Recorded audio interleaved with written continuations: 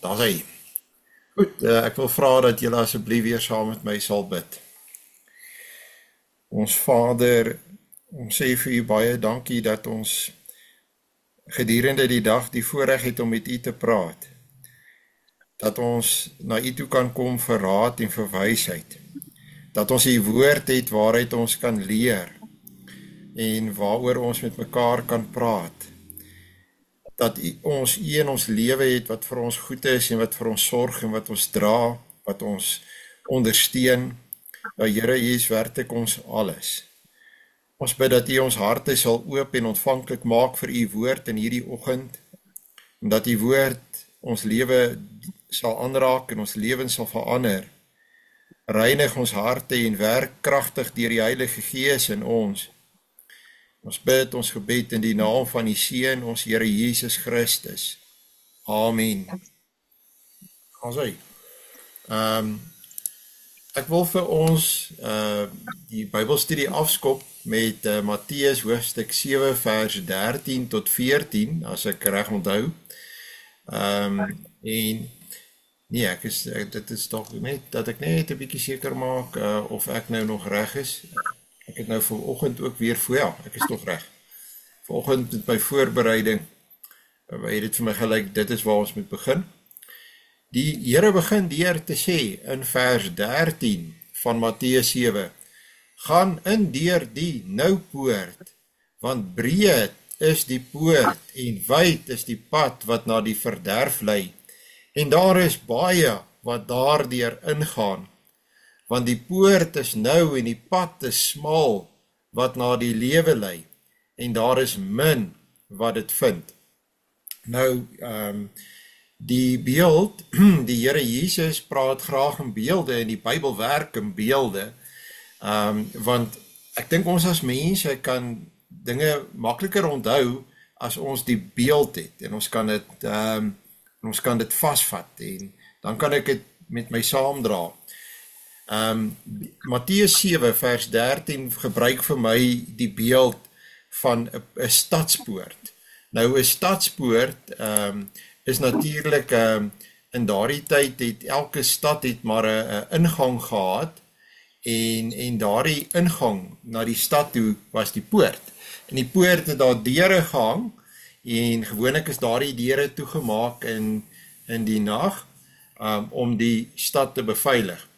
Nou, as jy 'n deur maak, ons het onlangs ook hier by ons een huis het ons gebou en bietjie dinge probeer verander, en die gedagte was, dit moet 'n werkskamer ook wees waar ons goed kan stoor, en dadelik het ons daaraan gedink dat ons moet die deur groot genoeg maak, want daar's niks so frustrerend as wanneer jy probeer om gereedskap of masjinerie in 'n plek in te vat, en jy kom tot by die deur, en jy kom agter daar is geen manier waarop jy hierdie masjinerie kan draai om by daardie deur in te gaan nie. Nou gewoonlik, later jare het hulle die goed so ontwerp, dat dit wel moontlik is dat jy die stuk masjinerie byvoorbeeld daar kan inkry. Maar dit is baie belangrik dat jou poort altyd wyd genoeg is, nee. So normaalweg sal 'n mens sê wel 'n wye poort is 'n goeie ding, want dit beteken daar kan 'n vloei van verkeer wees, mense kan inkom, hulle kan handel dryf in die stad, maar onthou nou wat het ons al geleer van die Koninkryk van God. Die Koninkryk van God werk dinge anderste om, as wat ons gewoond is. So in die wêreldse sin sal mense sê, ja, jy maak jou poort wyd genoeg. Natuurlik, daar is 'n nadeel aan 'n baie wye poort vir 'n stad, en dit is dat hoe wyer jou poort is, hoe moeiliker is dit om daardie poort te verdedig. Nee, as daar ooit 'n aanval sou wees. Maar normaalweg is 'n wye poort eintlik 'n goeie ding. Hier draai die Here dit nou om, en hy sê, die verkeerde pad in die lewe, loop ook na 'n stad toe. En dit laat my altyd dink aan die boek wat Augustinus geskryf het, seker sy Magnus Opum, is Dei Civitati Dei, die stad van God. En daar is eintlik twee stede, En die gelowiges is op pad na die stad van God toe, en die ongelowiges is op pad na die stad van die hel toe, die stad van die duiwel. Nee. En nou sê die Here, as jy hierdie beeld in jou kop het, dan sê hy, die stad van die duiwel het 'n breë pad. En dit het 'n breë poort, dit het 'n groot poort. Dit is maklik om daarin te kom. Daar's baie mense op daardie pad. Ek dink dit sê dit ook. Jy kan maklik daai pad bewandel. Die pad is gelyk. Hy is nie vol klippe nie. Is nie 'n moeilike begaanbare pad nie. Die duiwel maak dit vir 'n mens so maklik as moontlik om daar te kom en om ook by sy stad in te gaan. Maar die probleem met hierdie stad van die duiwel is dat wanneer jy daar gekom het en deur daardie poort ingegaan het, dan is jy binne. En dan moet jy binne bly.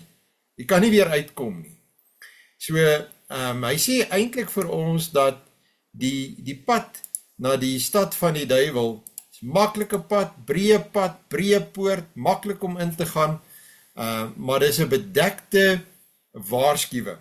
Hy sê eintlik, alles lyk reg, alles lyk goed op hierdie pad, maar wees baie versigtig, dis verkeerde pad. So jy na jou lewe kyk, en jy sê vir jouself, in my lewe het ek altyd gekies vir dit wat ek wou gehad het, dit wat die maklikste was, dit wat vir my die lekkerste is ek nie miskien op die verkeerde pad nie. As ek so rondom my kyk, hier's baie mense saam met my op hierdie pad, op hierdie breë pad, en ek het by die punt al in my lewe gekom, dat ek is baie naby aan die poort.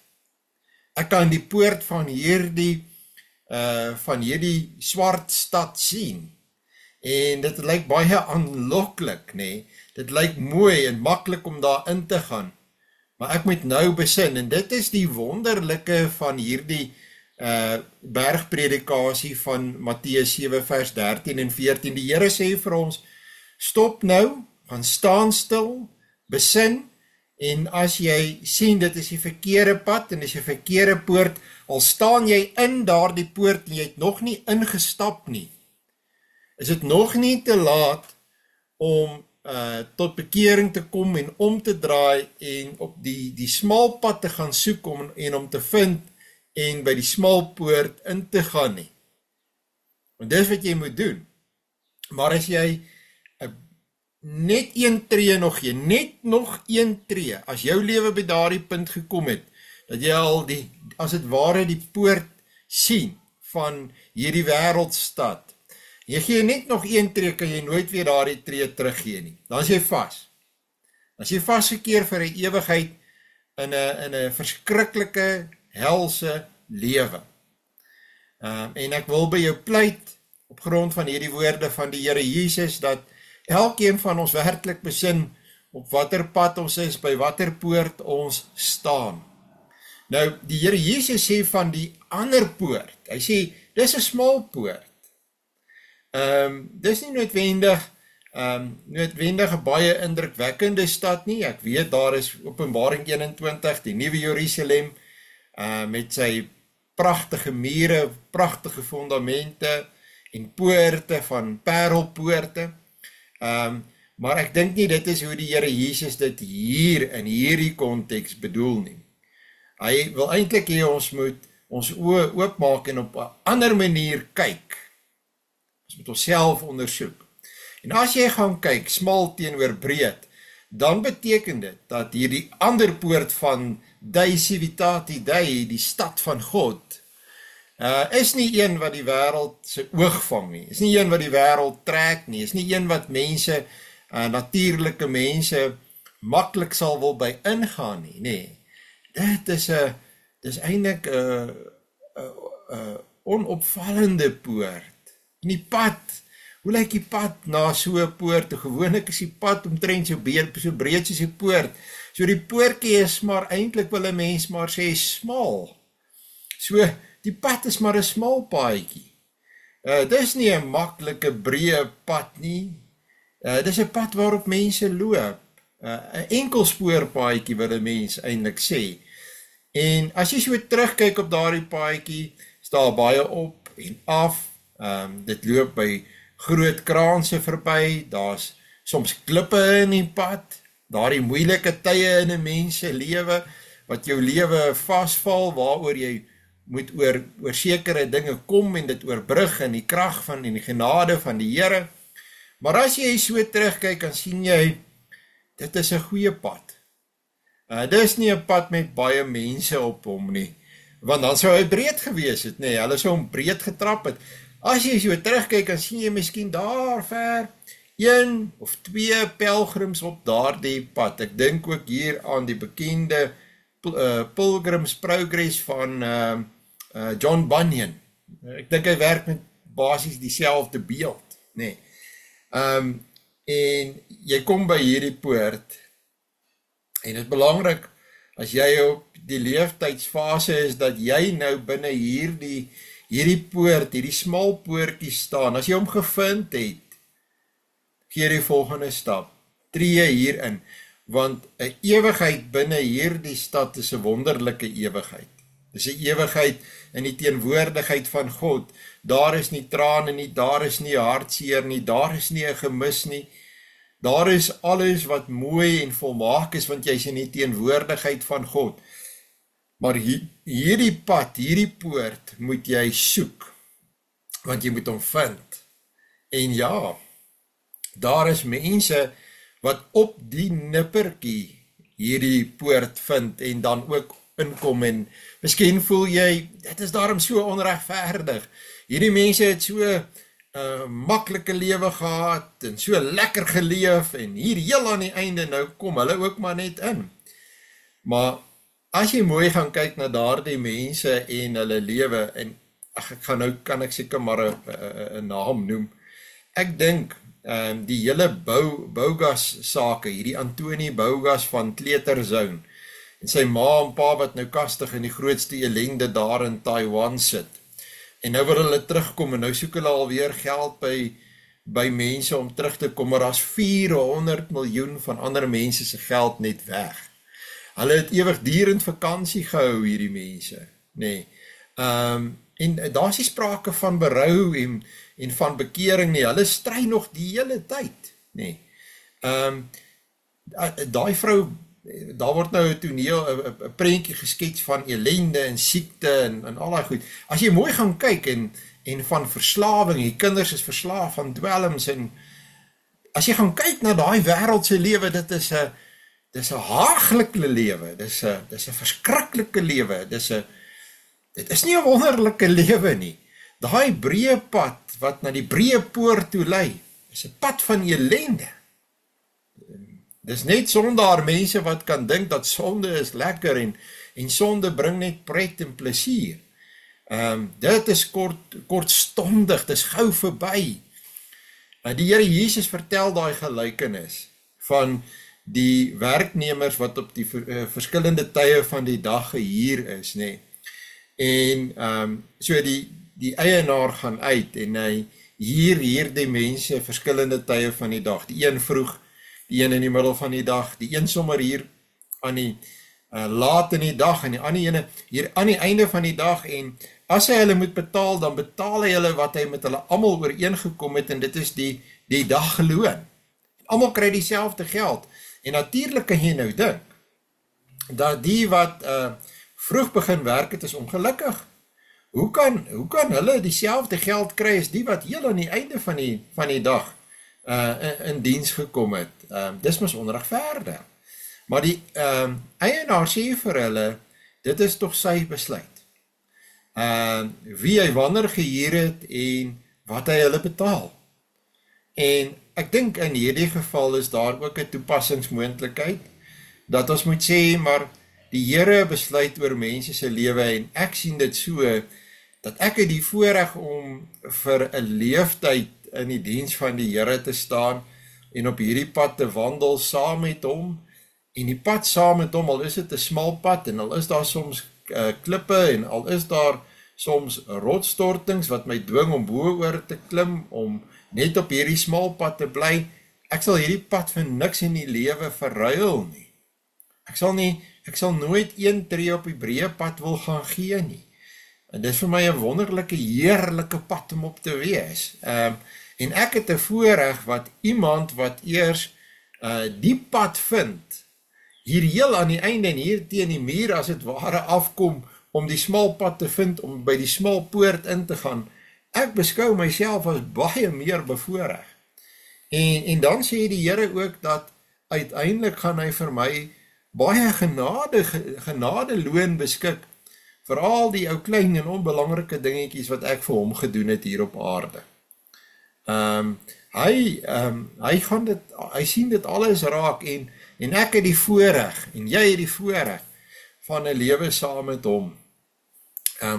So ja, ek dink hierdie is 'n kragtige beeld wat ek graag met my saamdra en wat ek baie in my lewe gebruik, want mense sit baie keer en jy word aangeval deur jou eie sondige natuur en die duiwel, jy sit en jy kyk en jy sien mense, jy sien hoe hulle leef, jy sien wat hulle het en hoe hulle te kere gaan en dan dink jy maar, hoe is die lewe dan nie regverdig nie? Maar dis 'n verkeerde manier om daaroor te dink. Wees verheug oor dit wat God vir jou gegee het en wat hy vir my en vir jou doen. So gaan dink 'n bietjie weer. Ek dink julle kan self gaan werk met hierdie beeld. Ons elkeen se visualisering van hierdie beeld sal 'n bietjie verskil. Maar ek wil jou uitdaging vir jou sê, gaan dink 'n bietjie weer oor hierdie beeld en gaan werk daarmee in jou lewe. Ek dink is baie prakties en dis eintlik iets wonderlik wat die Here vir ons gegee het. En dit kom maar eintlik daarop neer dat ons het 'n verantwoordelikheid om ook te besef ons moet 'n besluit neem. Ons moet die Here aanneem en besluit om die pad saam met die Here te loop. En elke dag daardie pad saam met die Here te loop. Daar's een van twee bestemmings. En net een van twee bestemmings. Daar is nie iets tussenin nie. En daardie aanneming van die Here moet in hierdie lewe plaasvind. Nou, vandag. Jy kan dit nie uitstel nie, want jy weet nie of jy vandag 'n hartaanval gaan hê en vandag sterf nie. Jy weet nie of jy vandag beroerte gaan hê en môreoggend sien jy nie. So, jy neem daardie besluit vandag. Dan gaan ons Here Jesus aan in Matteus 7 vers 15 tot 20 en hy praat met iets wat rarig so relevant is. Julle sal nou dink, ek het dit nou gelos vir hierdie week na Dani Botha en verstaan my mooi, ek dink nie ons moet ou Dani Botha bly kruisig nie. Ek het Sondag, die afgelope Sondag het ek vir hom ook gebid en ek glo werklik dis wat ons moet doen. Ek dink ons moet bid vir hierdie mense wat 'n ywer vir God het dikwels, maar ongelukkig is dit 'n verkeerde en 'n valse ywer. Hulle is op 'n dwaalpad en hulle beland op die dwaalpad omdat hulle nie reg werk met die woord van God nie en omdat die woord van God nie werklik in hulle harte en in hulle lewens is nie. Maar genoeg daaroor. Kom ons lees saam Matteus 7 vers 15 tot 20. Maar pas op vir die valse profete wat in skaapsklere na julle kom en van binne roofsugtige wolwe is. Aan hulle vrugte sal julle hulle ken. 'n Mens pluk tog nie druiwe van dorings of vye van dussels nie. So dra elke goeie boom goeie vrugte, maar 'n slegte boom dra slegte vrugte. 'n Goeie boom kan geen slegte vrugte dra nie, en 'n slegte boom ook geen goeie vrugte nie. Elke boom wat nie goeie vrugte dra nie, word uitgekap en in die vuur gegooi. So sal julle hulle dan aan hulle vrugte kan ken. Ja, die Bybel, die Heilige Gees in die Bybel, doen dit wat hier gebeur meer. En ek vind dat die oomblik as dit gebeur, dan sukkel ons om te onthou, en ons vergeet. En ek dink 'n boek waar dit 'n hele boek vol is, in 'n boek soos Daniël, kry jy ook baie beelde, maar die beelde volg mekaar nie altyd so vinnig op mekaar nie, maar Openbaring het baie beelde.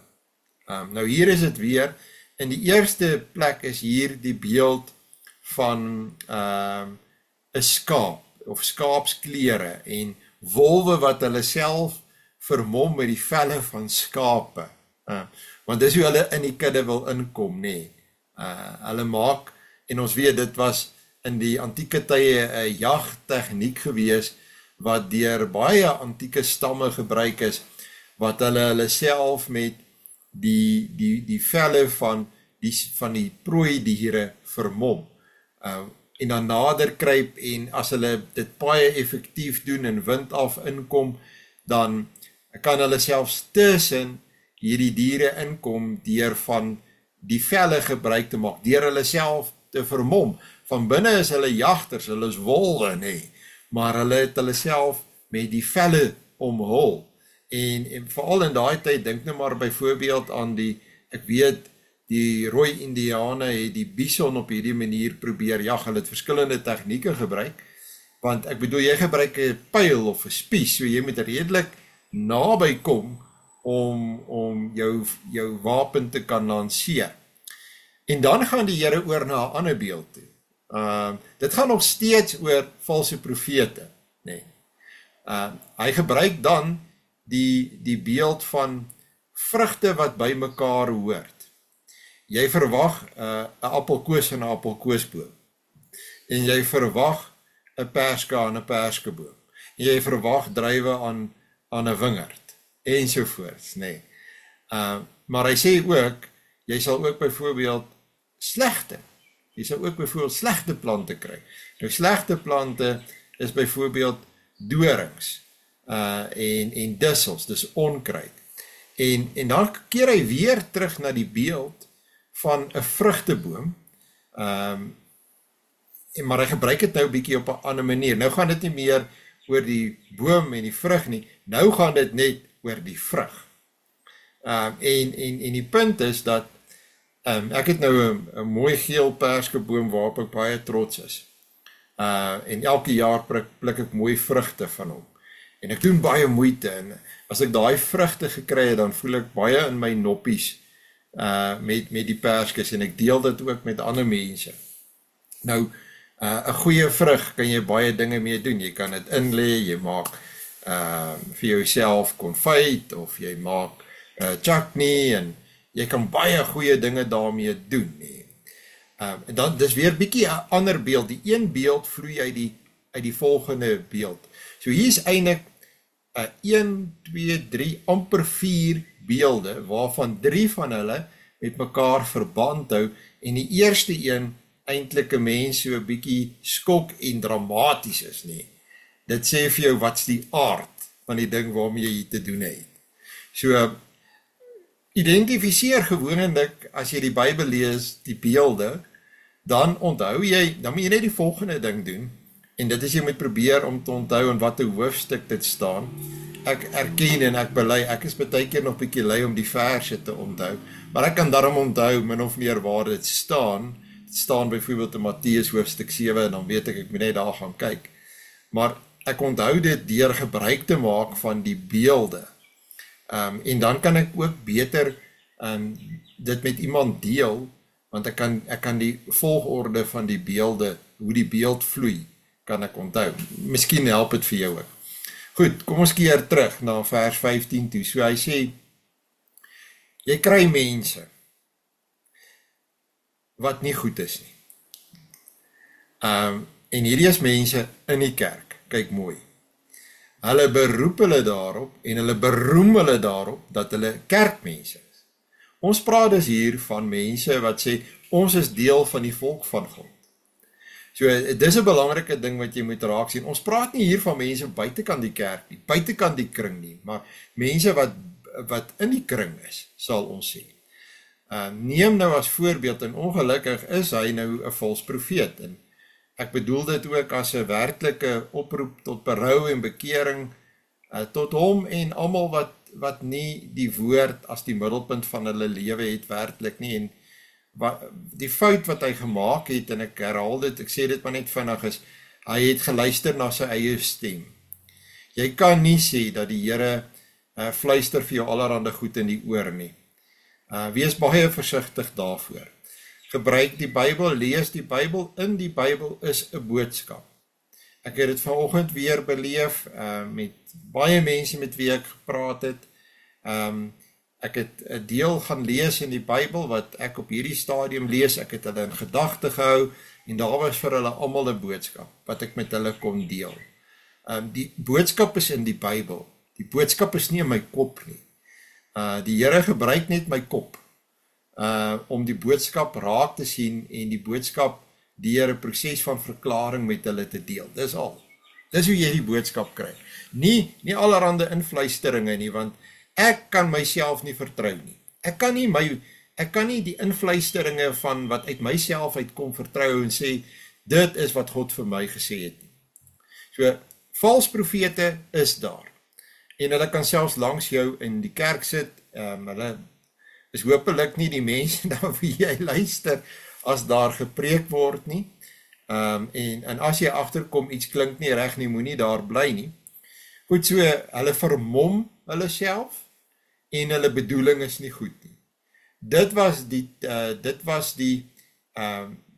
bedoeling van die tegniek wat die jagters in daardie tyd gebruik het, of jy nou praat van sê, die rooi indiane wat die bison jag, die bedoeling vir die rooi indiane is goed, nee, want hulle gaan vleis kry, maar die bedoeling vir die, kom ons sê die onskuldige bison was nie goed nie, een van hulle gaan sterf, of meer van hulle gaan sterf, en dis die probleem, ons is in hierdie beeld, die skape, die kerk van die Here is blootgestel, 'n skaap het nie die vermoë om homself te verdedig nie. Ek weet nie, ek het dit nog nie gesien nie, miskien was ek nog nie genoeg op 'n plaas dat selfs 'n skaap ram 'n jakkal sal stamp nie, ek weet nie of een van julle al so iets gesien het nie, maar gewoonlik skape hardloop maar weg, of hulle probeer maar wegkom, hulle het nie eintlik iets om hulle self meer teen 'n wolf te verdedig nie. So, ons is skape, en ons moet dit besef, ons is uitgelewer, en daarom is dit so belangrik dat 'n mens seker maak, na wie luister jy? Wie kom in jou kring? Wie is in jou kring? Hoe betroubaar is die boodskap wat jy daar ontvang? So, maak jou oë oop, en bepaal. En dan, in lyn daarmee, nou 'n ander beeld om te sê, maar okay, hoe weet ek wie is wie? Nee, as almal lyk soos skape, want die wolwe is vermom, hoe weet ek wie is wie? Hoe weet ek? En dan kom die Here, en hy's baie prakties en baie reguit, en hy sê, aan hulle vrugte sal julle hulle ken. Met ander woorde, hy sê, jy het 'n boom. Nou, daar's baie maniere, ek is baie lief vir bome, en ek het juis gister vir my 'n boek gekoop oor bome weer. Bome van die Kreerwoudtuin. Nou, ek het jare gelede geleer dat as jy 'n boom moet identifiseer, toe ek lid was van 'n dendrologiese vereniging, dan kyk jy na 'n klomp goed, jy kyk na die stam, die struktuur van, selfs as jy aankom na 'n boom en jy kyk net so na sy vorm, dan min of meer kan jy al weet wat se tipe boom is dit. Dan begin jy fyner kyk, jy kyk na die pas, jy kyk na die stam, jy kyk na die blare, die blaarvorms, daar's, seker het meer as 12 tipes blaarvorms, die kartel van die blaar, die bearing van die blaar, dit alles help jou, as jy weet waarna om te kyk, om te weet wat 'n boom is dit, maar die maklikste manier vir 'n gewone mens, is dood eenvoudig, jy kyk na die vrug. As jy die vrug sien, dan sien jy, dit is 'n perske wat daar hang, dit is 'n perskeboom, dit is definitief 'n perskeboom. Dit is nie 'n appelkoesboom nie, dit is nie 'n pruimboom nie. 'n Pruimboom, want dit is tuinbome, nee. Maar as jy nou nie kennis het nie. So, jy kyk na die vrug. Nou sê die Here, aan hulle vrugte sal julle hulle ken, kyk na hulle lewe. kyk of dit wat hulle sê, pas by dit wat hulle doen. Rym dit met mekaar en is dit altyd besig om met mekaar te rym? Pas dit altyd by mekaar? Of kom jy soms agter, nee, wag 'n bietjie, iets is hier af. Ek kry net die gevoel, by dit wat ek sien, dat iets is hier nie reg nie, iets is af. En die Here sê, 'n mens pluk tog nie druiwe van dorings of vye van dussels nie. Kyk wat jy sien en glo wat jy sien. Moenie vir jouself sê, maar wat ek sien is eintlik 'n doringstruik, maar ek glo daar gaan druiwe daaraan wees nie. As jy 'n doringstruik sien, weet jy wat gaan jy daaraan kry? Dorings. Maak jou oë oop. Die ding dra dorings. Hy dra nie druiwe nie. En as dit 'n Skotse dussel is, hoe dwaas sal jy wees as jy dink jy gaan vye aan die ding pluk? Dis nie 'n vyeboom nie. En tog sal jy vind dat mense sal hulle self daarvan oortuig dat hulle gaan iets anderste aan daardie boom pluk. Hulle is blind. En hierdie blindheid is in Engels is daar 'n woord, is prevalent. Is baie algemeen deesdae onder Afrikaners. Want ek vra myself af, hoe kan hierdie mense daar sit en luister na die goed en dit glo? Vra hulle nie vir hulle self af, waar kom hierdie hele ding vandaan wat hierdie persoon besig is om te sê nie? Wil jy nou vir my sê, hulle baseer dit op grond van een woordjie in een teks? Dit pas dan nie eers, as ons praat van, byvoorbeeld, die wegraping. Dit pas dan nie eers in die lyn van die res van die skrif nie. En so is dit met meer Afrikaners die geval. Hulle sit daar, maar hulle wag die hele tyd vir druiwe, aan doringstruike, mense wat krities is oor God, krities is oor sy woord. Hulle verwag om vye te pluk van dussels, maar hulle kan sien daar's 'n probleem, hulle maak net nie hulle oë oop nie. En ja, ek kan dit nie genoeg beklemtoon en ek moet eintlik die onderwerp los, want anders te sê ek dalk goed wat ek nie moes gesê het, maar Matteus 7 vers 17, so dra elke goeie boom goeie vrugte, dis logies. Perskeboom dra perskes, so goeie boom. Ek dink alle bome is goeie bome, maar julle verstaan die beeld. 'n Appelkoesboom dra appelkose, dan is hy 'n goeie appelkoesboom, maar 'n slegte boom dra slegte vrugte. Jy kry ook bome wat giftig kan wees, nê. En so jy kan nie dink wat jy sien, kyk wat jy sien. As jy slegte vrugte sien, as jy selfsugtigheid sien, as jy wêreldse dinge sien, dan moet jy weet, die boom is sleg, die boom is wêrelds. Maak net jou oë oop. Dit is eintlik so logies, 'n mens wil eintlik sê dis common sense. Wat is die probleem met mense, dat wil hulle blind wees, en baie keer dink ek mense wil blind wees. Hulle is gekondisioneer. Hulle sien net nie kans om 'n skuif te maak of 'n verandering te maak nie. Hulle kan net nie insien wat besig is om te gebeur nie. En dan Matteus 7 vers 18, 'n goeie boom kan geen slegte vrugte dra nie, en 'n slegte boom ook geen goeie vrugte dra nie. Vers 18 is amper die teendeel van vers 17, en hoekom sal die Here dit doen? Wel, 'n mens herhaal om 'n punt te maak, om as dit ware die wig dieper in te slaan, om die spyker in te dring. En dis wat die Here hier probeer doen. Hy probeer sê, maak op jou oë. Dat die Heilige Gees jou oë oopmaak, kyk wat jy sien, dink wat jy sien, besef wat jy sien, erken wat jy sien teenoor jouself, aanvaar wat jy sien. Elke boom wat nie goeie vrug dra nie, word uitgekap en in die vuur gegooi. En hier is hy weer by die hart van wat in die koninkryk gebeur. Kyk, ons is die hele tyd hier besig om te praat oor die koninkryk van die hemele en hoe dit werk in daardie koninkryk. En die Here sê, moet geen twyfel daaroor hê nie, want mense sal sê, maar hulle kom weg met hierdie goed. Ou soos, al hierdie dwaalleraars, hulle kom weg met hierdie goed in hierdie lewe. Mense gee vir hulle geld, en hulle misbruik mense, hulle misbruik die kerk, hulle kom weg met hierdie goed. Dit lyk nie of hulle gestraf word vir hierdie goed nie. Hulle moor die skape, en hulle kom weg. Nee, dis miskien hoe dit vir ons hier op aarde lyk, maar die Here sê, jy moet geen illusie daaroor hê nie. Almal se boom gaan uiteindelik val. Hy sê, maar hulle bome kap ek uit. En daai bome gaan gooi ek in die vuur. Hulle word nie iets mooi in my koninkryk nie. Ek maak nie van hulle iets mooi in my koninkryk nie. As hulle boom geval het nie. Hulle slegte bome word uitgekap en dit word brandhout. En hulle brand mekaar. Los dit maar in die Here se hande. Hulle kom nie daarmee weg nie. Dis wel 'n baie ernstige waarskuwing vir elkeen wat hom of haar daarop beroem dat hulle 'n leraar of 'n leier wil wees in die kerk van die Here.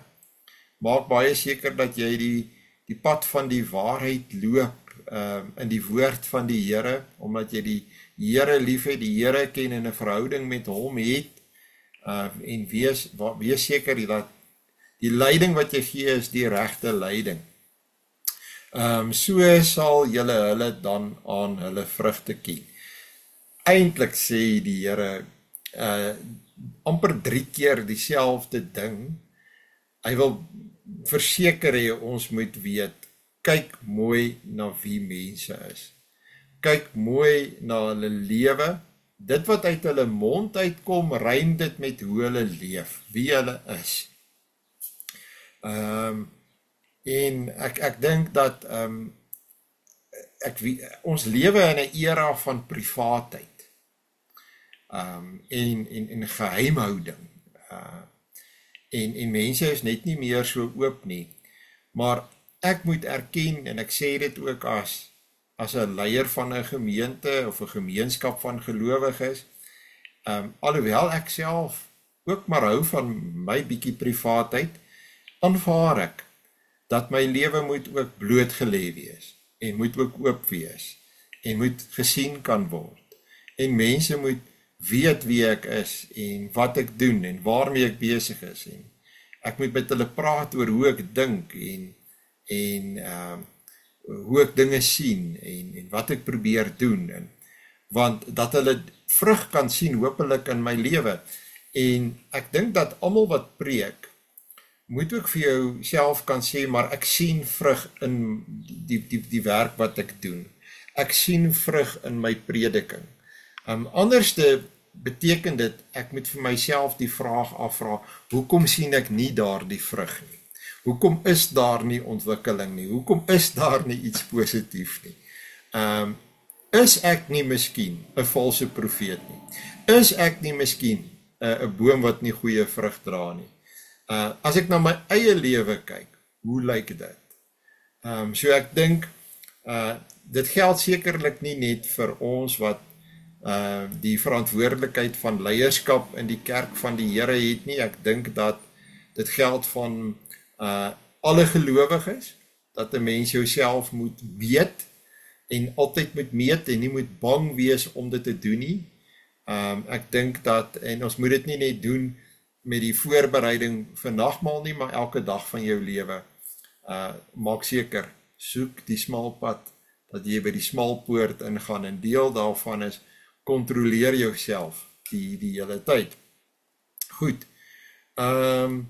dan kan ons aangaan, julle kan hierdie ook lees, dit is baie goed. En dan Matteus 7 vers 21 tot 23, is die laaste gedeelte wat ek gehoop het om te doen vanoggend. Nie elkeen wat vir my sê, Here, Here, sal ingaan in die koninkryk van die hemele nie, maar hy wat die wil doen van my Vader wat in die hemele is. Baie sal in daardie dag vir my sê, Here, Here, het ons nie in u naam geprofeteer en in u naam duiwels uitgedrywe en in u naam baie kragte gedoen nie? en dan sal ek aan hulle sê, ek het julle nooit geken nie. Gaan weg van my, julle wat die ongeregtigheid werk. Nou, daar's baie mense wat die naam van die Here ken. Jy weet, as jy in Suid-Afrika vir mense oor die algemeen vra as hulle gelowige, dan praat hulle van God. En wat hulle is miskien gelowig, maar dis nie te sê hulle is 'n gelowige nie, hulle is 'n Christelike gelowige nie. En ek dink dat 'n mens moet hier begin onderskei. Dit gaan nie net oor woorde nie, dit gaan nie net oor die ken van die naam van die Here nie. Elkeen het deesdae sy eie bediening. En in Suid-Afrika is daar baie verskillende soorte kerke. En daar's hierdie sê ding wat ongelukkig waar is, there is no business like religion.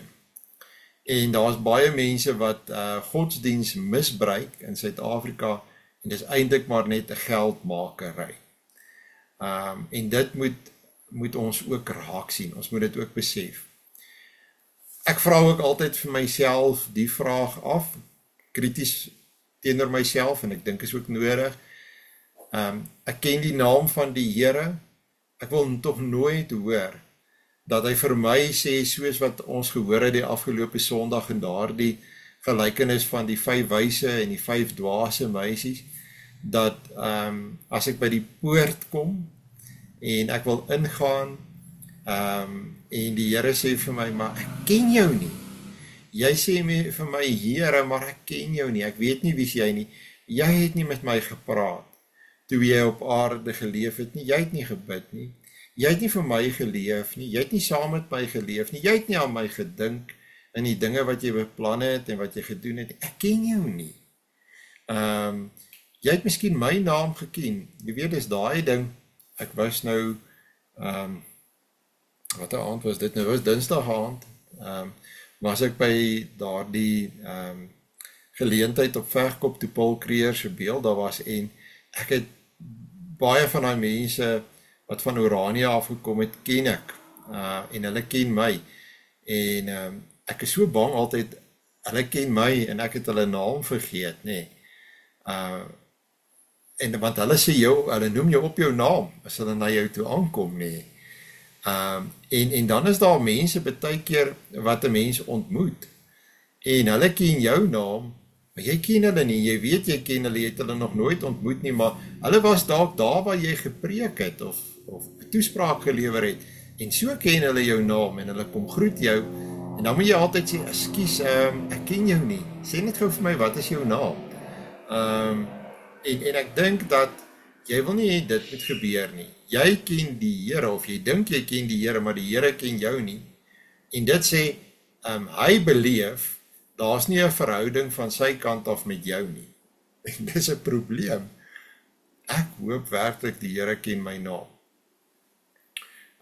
ja, en nie oor die verkeerde redes nie, nie oor die verkeerd wat ek doen nie, maar oor die regte redes, oor die goed wat ek probeer doen, in sy diens. So, moenie iemand wees wat die naam van die Here ken, maar die Here ken jou nie. Om te sê jy ken die naam van die Here is beslis nie genoeg nie. Om te sê jy gebruik die naam van die Here al vir 'n leeftyd is nie genoeg nie. Draai dit om. Jy moet van die ander kant af die vraag vra. Die vraag is eintlik, ken die Here jou naam? Here, Here, en jy sal ingaan in die koninkryk van die hemele nie, maar hy wat die wil doen van my Vader wat in die hemele is, en die klem daarop is weer op die vrug, dat daar iets positief geproduseer word. Dit is vir my teleurstellend. Jy weet dat, ek moet met mense, jy sukkel so om mense betrokke te kry, om mense te kry om 'n bydrae te lewer, om hulle hand op te steek, om te sê, maar ek sal iets gee, of ek sal iets doen. Daar moet 'n vrug in 'n mens se lewe wees. Antwoord vir jouself die vraag af, waar is dit in jou lewe? Waar bring jy 'n offer vir God? Waar gaan dit vir jou oor God? Dis waaroor jou lewe moet gaan. Dit moet nie vir jou gaan oor jou en jou goed en jou lewe en jou kinders se goed en jou kleinkinders se lewe nie. Want dan sê ek vir jou, is jy op totaal die verkeerde plek. Dan kan jy een van daai mense wees wat jy ken die naam van die Here, maar die Here ken jou glad nie. So, jy moet dit kan sien in jou lewe. Jy moet vir my kan sê, luister Tommy, kom ek sê vir jou, ek voel dat ek doen werk, ek bring my kant, ek leef vir die Here, ek doen vir die Here, ek streef vir die Here, ek beplan vir die Here. Kom ek sê vir jou, kyk hierna, kyk na hierdie goed in my lewe. Kan jy dit nie in my lewe sien nie? En ek sê vir julle, daar's baie mense, ek meen, glo my, ek preek en ek doen beroepe en ek is baie keer so teleurgesteld in die reaksie as ek dit opvolg, en ek vra, hoor jy daar iets gebeur? Het mense gebel? Het mense iets bygedra? Is mense besig om te sê, hulle gaan betrokke raak? Hoor julle iets? En ander mense sê vir my, nee, niks inbetaal nie, niks gedoen nie, niks gebeur nie, niemand het gesê nie. Dan dink ek, wel, is ek dan verkeerd? Is daar fout met my prediking? Kom ek nie oor nie? Is ek nie duidelik genoeg nie? En of is dit 'n kwessie van, dat, dis mense wat net nie vrug het nie. En jy wil nie daai persoon wees nie. Baie sal in daardie dag, en ek glo dit is dan ook die dag wat ons die Here van aangesig tot aangesig gaan sien, en jy moet weet, daar is so 'n dag. Jy gaan, en ek gaan voor die Here staan, en wat dan? Here, het ons nie in u naam geprofeteer, en in u naam duiwels uitgedrywe, en in u naam baie kragte gedoen nie. En dink aan die saadkorrel van verlede week, en ek het gewys op die tekens van die valse profete. En die valse profete preek nie net wat vals is nie, maar hulle doen ook baie keer kragtige dinge. Dink aan die seuns van, dis nie 'n goeie voorbeeld nie. Daar's valse profete wat kragtige dinge kan doen, duiwels uitdrywe, sê die Here hier. Kragte doen, mense wat gesond word, maar dit wat hulle profeteer, in die naam van die Here en dit wie hulle is nie dieselfde nie. Hulle bly vals binne in hulle self, en die Here gebruik hulle maar net in sy diens om duiwels uit te drywe of om kragte te doen, maar in hulle self is daar boosheid. Dis dood binne in hulle, maar die Here gebruik hulle maar net in sy diens. In die sin van hy gebruik hulle om iets te doen wat hy gedoen wil hê. So, moenie dat dit jou mislei nie. Die feit dat iemand 'n duiwel uitgedryf het, die feit dat iemand gesond gebid het, of nie daai persoon nie, maar dit is nog steeds die Here wat dit doen. Die Here het net daai mens gebruik. Maak jou oë oop en kyk vir die vrug. Ek beroep my op die vorige verse. En dan sal ek aan hulle sê, ek het julle nooit geken nie. Met ander woorde, in 'n leeftyd wat jy gehad het om my te leer ken en jouself aan my voor te stel dat ek jou ken en dat ek en jy saam die pad loop, dit het nooit gebeur nie. Jy het maar net geweet wie ek is. Dis eintlik maar dit. En jy het my so nou en dan gebruik. Jy het my eintlik soos 'n spaarwiel probeer gebruik. Want jy het my naam geken. Wanneer dinge 'n bietjie sleg gaan in jou lewe, dan gebruik jy my naam. Wanneer dinge bietjie sleg gaan in jou lewe, dan gaan jy 'n bietjie kerk toe. Maar jy het my nooit geken nie. Jy ken my nie. En ek ken jou nie. Jy weet maar net wat is my naam. Dis dit. En dis nie ken nie. Die Here sê, ek gaan vir jou sê, gaan weg van my. Hy sê die goed voor die tyd. Hy waarsku voor die tyd. Sodat niemand na die tyd kan sê, "Haai Here, U het ons regtig nooit gesê nie. Ons het nie geweet dit gaan so wees nie. Ons is daarom baie jammer, maar ons dink dit was nie regverdig nie, want U het nie vir ons gesê, dit is wat U gaan sê, en dit is wat gaan gebeur nie. Ons het nie geweet nie." Wel, hy sê vir jou voor die tyd.